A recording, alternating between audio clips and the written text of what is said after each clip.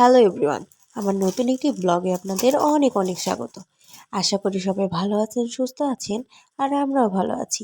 যেদিন ব্লগটি শুরু করেছিলাম সেদিন বারটা ছিল সোমবার 16ই ডিসেম্বর। আমরা গিয়েছিলাম ভিন্ন জগতে।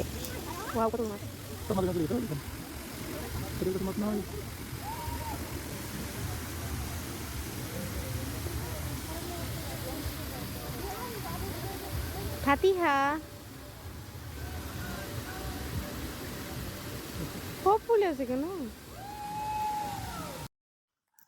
জায়গাটা ছিল অসম্ভব সুন্দর, আর এতটা বড় আপনি কখনো একদিনে দেখে শেষ করতে পারবেন না।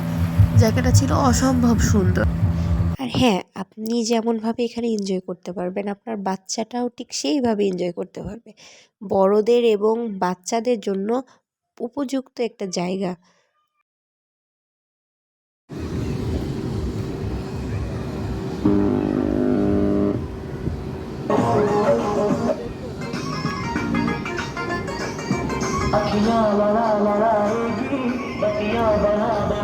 আর হ্যাঁ, আপনি সব সময়ের জন্য ওখানে গানের আওয়াজ শুনতে পাবেন, কেননা বিভিন্ন জেলা থেকে এখানে পিকনিকের জন্য সবাই ঘুরতে আসে।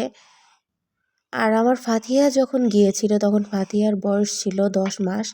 তখনও ফাতিহা হাঁটতে পারে না। আর দেখুন, আমার সব থেকে অদ্ভুত লেগেছে এই গাছটা, যখন গাছটা মুখ খুলছে আর বন্ধ করেছে।